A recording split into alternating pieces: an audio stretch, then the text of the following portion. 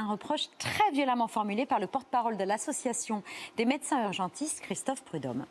Gouverner, c'est prévoir, et rien n'a été préparé.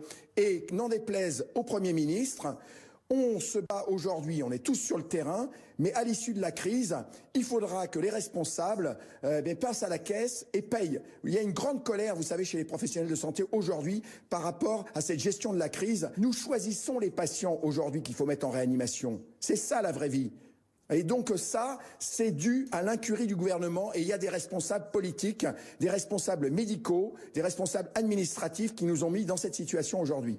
Monsieur Prudhomme est gonflé parce que c'est sur le plateau de LCI qu'il s'exprimait le 6 mars. Il serait intéressant de l'entendre. Un certain nombre de médecins a pensé que la surréaction des politiques risque d'être plus grave que la maladie. Tous les jours, c'est 8 à 10 morts sur les routes. Tous les jours. Oui. L'épidémie de grippe, depuis le début de l'épidémie de grippe, en France, l'épidémie de grippe saisonnière, c'est 5000 morts. 5000 morts. On sait que ce virus maintenant, avec le recul que l'on a, le retour de Chine, finalement, il est peu mortel.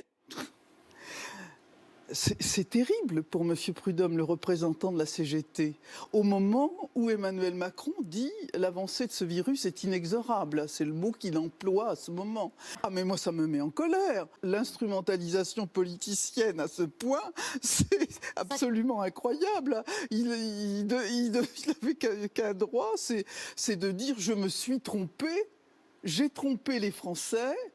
De cette façon, sans doute de façon involontaire, mais je les ai trompés. J'ai par mon discours aussi peut-être altéré la rapidité de la décision politique.